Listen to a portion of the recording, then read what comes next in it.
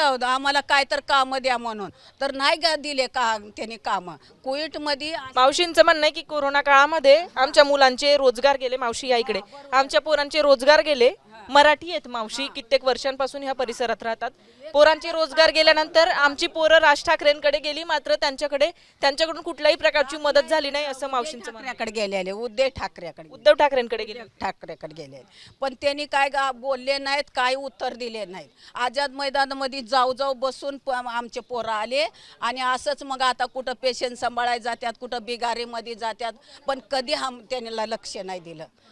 जाऊन बसून आम्हाला काय तर काम द्या, आम्ही कोविडमध्ये काम केलं नाही, त्यांनी दक्कल दिले काय सुद्धा. आणि आता वोटिंग आली की मग येतात आणि मग म्हणतात तुम्हाला असं करतो तसं, आणि वोटिंग झाली का मग टांग मारतात, बस असं करतात. तुम्ही काय काम करतात मावशी आता?